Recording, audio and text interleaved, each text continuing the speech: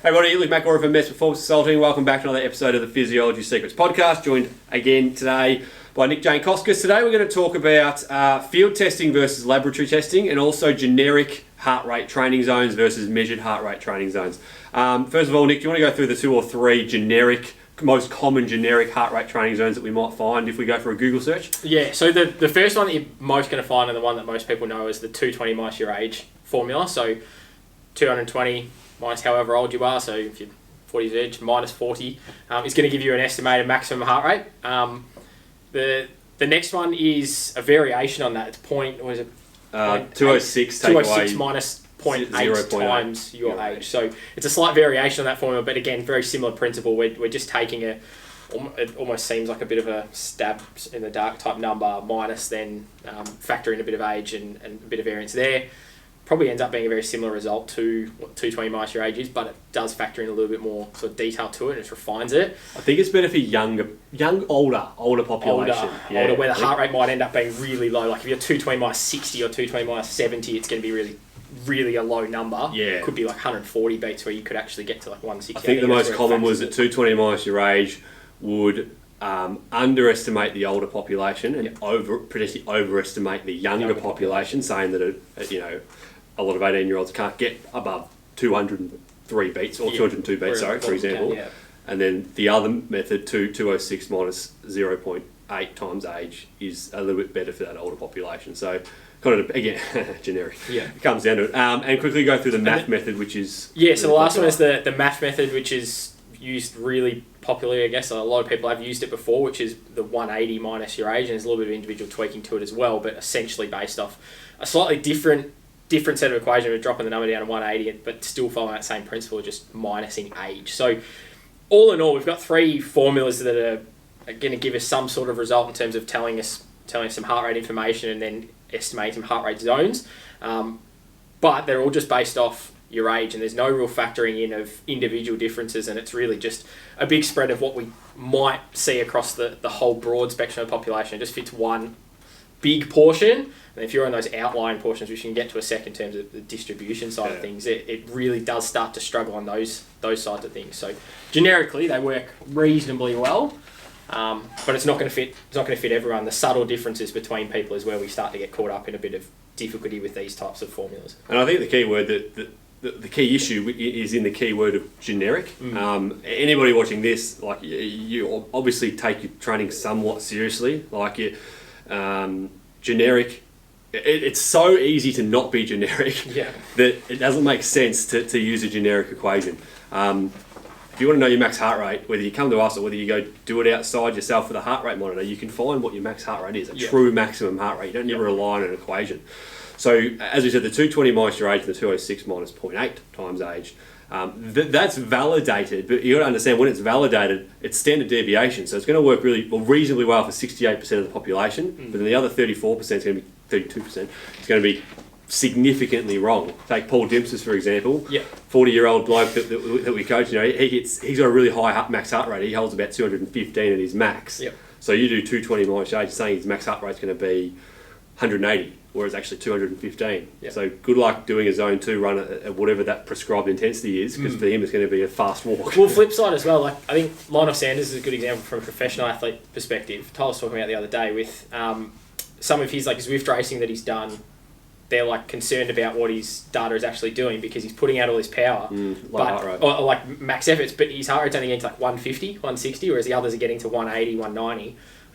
He's on the other end of the spectrum where it's like, he's just got this really low heart rate, just crazy amount of volume. So some of these equations are probably going to be the other way and sort of telling, your max heart rate should be up here. It's like, well, no, I'm actually somewhere in that 150, 160 sort of range. Same with Chris Froome. I read somewhere that his max heart rate was like 154 or something. Really low. Ridiculous, but he has like 3 times as much blood volume as the normal individual. And it also comes down to that, like, if you're more chronically adept, more chronically trained, well, heart rate is only one measurement of cardiac output, right? We don't know, all we care about is how much blood are you circulating in a minute. Well, it's heart rate, and it's the amount of blood that your heart's beating every beat, which is your stroke volume. But the fitter you are, the higher your stroke volume is, so the lower that your heart rate should be. So it's interesting to see, like, you used at 220 minus your age or whatever it is. Well, your max heart rate is somewhat dynamic. It won't change hugely, but it could change 5 beats. If you're sick and you stop training for 2 weeks, your heart's going to shrink. So what's going to happen? Your heart rate's going to go up because it needs to beat more frequently to get the same amount of blood around because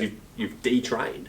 So it's quite a dynamic thing, which is, I mean, that's obviously why we recommend testing, quarterly or half yearly or whatever it is, depending on your training that you're doing. But it is quite a dynamic value. And then I guess the other thing is also with the MAF method, which is very, very, very popular. And it is better than just a flat number of 220 minus your age. Yeah. It is only trying to find one heart rate zone though. It's trying to find zone 2. Low end, yeah. Yeah, the low end. So I've just got it up here. It's like 180 minus your age, and then you take off 10 beats if you've had a chronic illness, or take off 5 if you're asthmatic, or if you've had 2 bouts of cold or flu for the year, or if you've been training consistently for up to 2 years, just keep it as 180 minus age. And if you've been training for more than 2 years without any problems, no cold and flus, etc., you can add on 5. So that's a little bit better in the sense that it's trying to adjust to an individual's circumstances. Yeah, it's better than just one flat rule for everyone, like a 220 minus your age, and just follow it. It is providing that adjustment, but it's still quite. I mean, we're going in blocks of either adding or taking 5 or adding or taking 10. Exactly right. It's still quite a broad range to be working with. And also at the end of the day, this is just one zone. This is your zone 2. It's not telling you what your threshold should be. It's not even telling you what your max heart rate should be. So, I guess what we wanted to talk about today is through lab and field testing, both of them, how we can change generic to being more individualised. So I think from a field testing perspective, are there any off the top of your head that you would, I've got one in mind, it's not standardised practice, but what you would recommend somebody to do to find their true max heart rate? I'd probably say the one that I've been using at the moment, we haven't been doing lab testing, is the 2K time trial.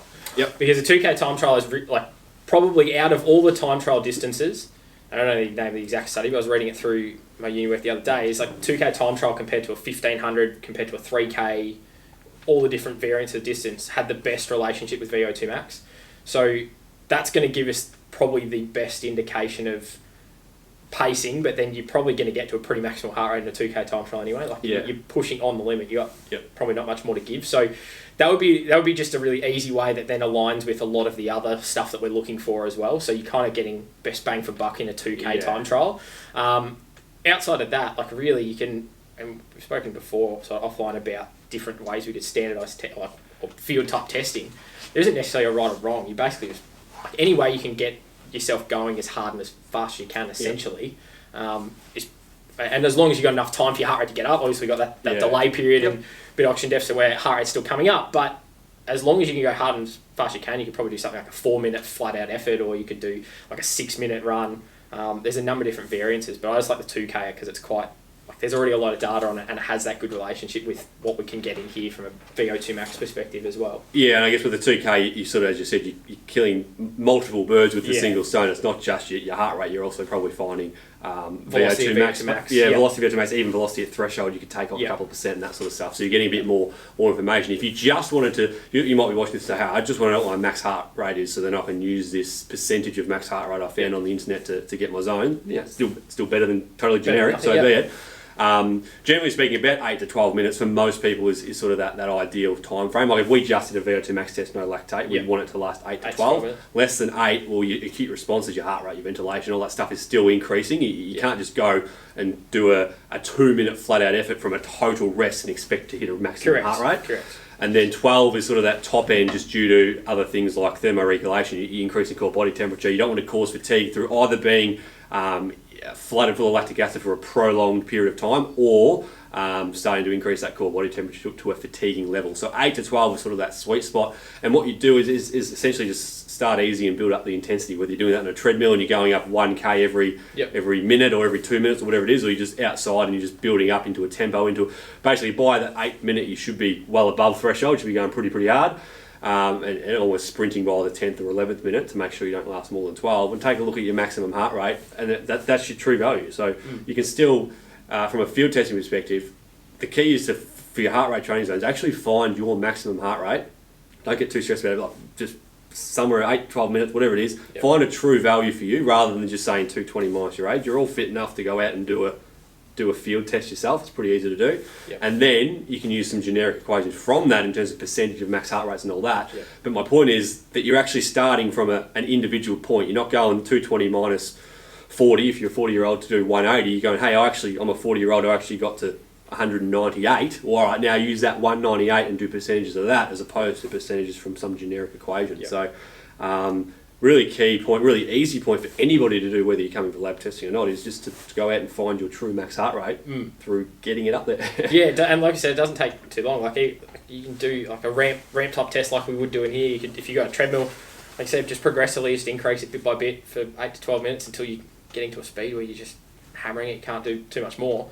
It's going to give you a pretty clear indication of what your max heart rate is. And then same, like if you're doing a 2K time trial, it's just a single flat out effort. You're not necessarily picking up speed, but if you're doing one of those shorter efforts where you're doing a more time trial style and you're just going flat out, just warm up prior, don't go straight into it, obviously. Yeah, exactly. But it's the type of thing, there's so many different ways you can find it. But by doing one of those simple tests, like we said, it's already giving you that step up on just picking a 180 minus age, or you're picking 220 minus your age, or one of these formulas. It's at least giving you a much better starting point relative to you. Yeah, that's right. It's a continuum. You've got the generic and you've got the full lab testing. At the moment, we're talking about something in the middle, which is a whole lot better than just the generic stuff. And then you've got the top end stuff that you can do through lab testing. The other thing is also triathletes or multi-sport athletes is that your max heart rate almost always will not be the same on the run versus the bike. Generally a little bit lower on the bike. 7 beats is sort of the average that I see, but again, some people might be a little bit higher, some but people 10, it is 5, that's right. It is a different number. So if you use 220 minus your age, you might be underestimating your run, but overestimating your bike, and that's going to have some effects when you talk about the zones that you get from that. Awesome. I guess probably the next thing so that's the field testing stuff. The lab testing stuff is what we do here. Whether that be, do you want to go through very quickly? Everyone's pretty familiar with our 5-zone system. And then maybe we'll talk about some variations from that. Yeah. So we have our 5-zone system where essentially, I'll probably go top down because we're talking about max heart rate. Really, everything I guess flows on from where VO2 max is, and that's the main reason why we get you in on the treadmill or the bike and hook you up to the mask and measure it. Because we're looking for VO2 max, and that's where we're going to get our maximum heart rate as well. So based on that, where VO2 max is what we call our top end of our zone 4. Between threshold and VO2 max is our zone 4. Above VO2 max is our zone 5. So zone 5 is more, we term it anaerobic. We know there's still a large amount of aerobic contribution, but that's where you're going to be doing your sort of 15-second on or 30-second type efforts at 110% of VO2 max, really sort of like short, sharp type sessions.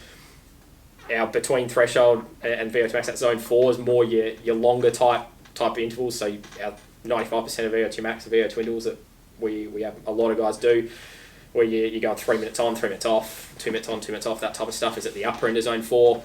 Low zone 4 though might be just above threshold efforts. So maybe if you're trying to peak and do a couple of 1K repeats just above threshold, some 800s, 400 type repeats, things like that. Zone 3 is really encompassing everything threshold down to your long slow running. So it's your tempo type stuff, it's your sub threshold if you want to call it that, it's where your FTP is or your threshold pace is. That's all our zone 3, so that sits in the middle. Obviously from a lab perspective, we're using blood lactate data to identify where lactate threshold is and that FTP point is, so that gives us another measure to then pinpoint where your heart rate for threshold is going to be for bike or run.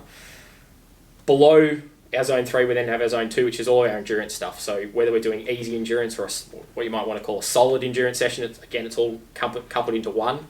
But this is everything less than, when we're looking at blood lactate data again, less than typically 2.5 millimoles, and it's the type of training where you're just going out to accumulate a bit of volume, accumulate some Ks into legs and build the aerobic engine that way. You're not necessarily trying to push it too hard. It's just turn the legs over, getting some endurance in.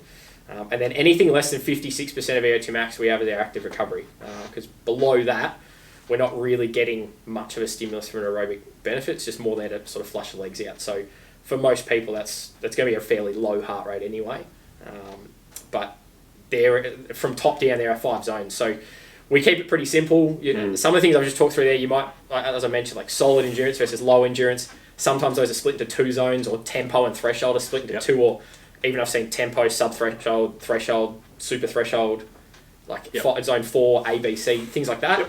5 zones kept it simple, but it all sort of stems, I guess, a bit sort of top down. But we're using specific points and some other data, our oxygen consumption data, what our lactate's doing, what our ventilation is doing in particular in terms of when our air intake starts to rapidly increase, to then have a look at, all right, where are these zones actually falling.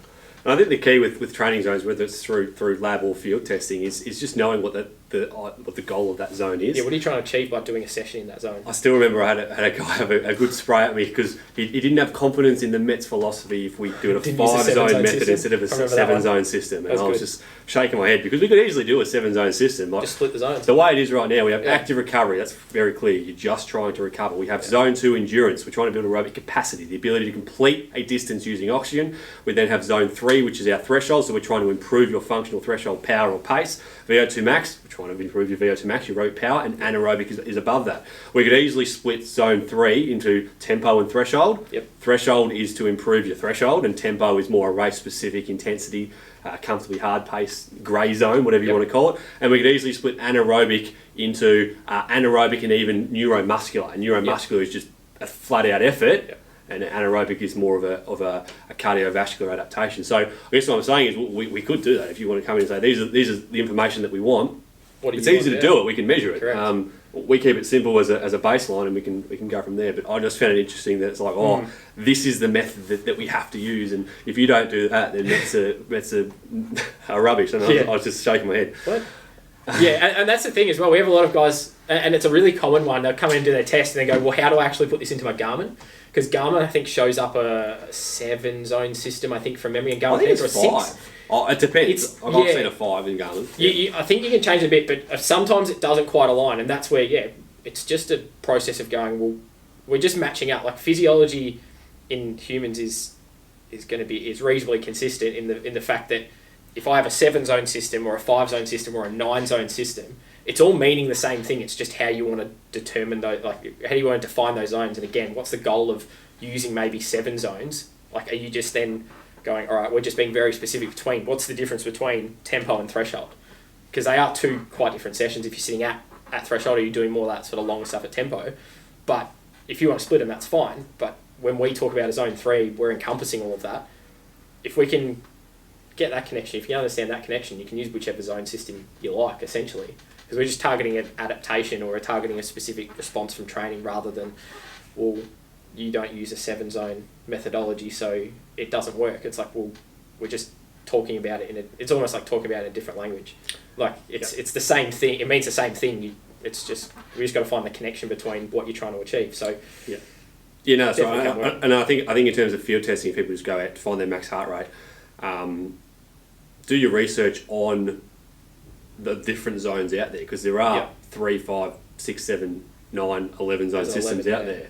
And just figure out if it's heart rate, you wouldn't use an 11 zone heart rate. I'd be surprised if you use an 11 zone heart rate system, because most of it's going to be neuromuscular stuff, correct. 5A, B, C, whatever. But find your true max heart rate, and then do the research on why is one method saying that threshold's at 85% max heart rate versus the other one saying it's 77%, so on and so forth, and just do your research on that. At the end of the day, it's that continuum. Lab testing, sure, we don't use percentages. We tell you, we look at blood lactate, we look at 100% VO2 max, all that sort of stuff.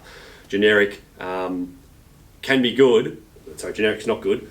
Individualised generic could be good. Adapted generic, yeah. Adapted generic, we'll call it that. But always ask why. Always know exactly what you're trying to achieve. Like, your zone has a specific purpose. So find out your true max heart rate, and then find out what that zone is supposed to do, and play around with it. Don't be afraid to say, I'm going to add on 5 beats here because it's supposed to be a 3 out of 10 RPE, and it turns out it's a 1 because it's really, really easy, so on and so forth. So is there anything to add on that, or can I sort of do a bit of a summary?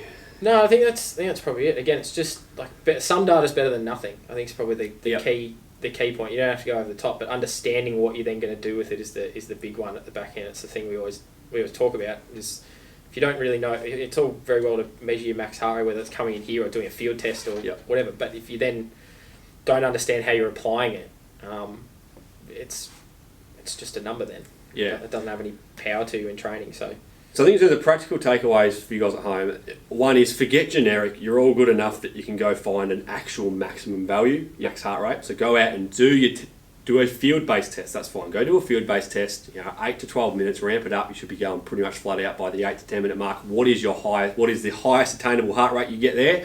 And then choose a formula that you find on the internet that you seem to be that works for you, and it might take a bit of playing around. That is definitely key. Forget the generic, find your actual max heart rate. And obviously, if you are in Victoria or you're serious about your training, then just come and see us. We'll do it for you. We'll do the lab testing where we are measuring the oxygen consumption, we are measuring your lactate. We can tailor those zones based on what you've seen. Like you say, I want to have a neuromuscular power zone. No worries, we'll get you to do a quick 5-second sprint on the bike. It's as simple as that. But really, the key is just get rid of that generic stuff. Do not use equations. It's so easy to go out and do it yourself. Unless you're chronically ill and you can't go do it, I imagine everyone watching this is a generally healthy individual.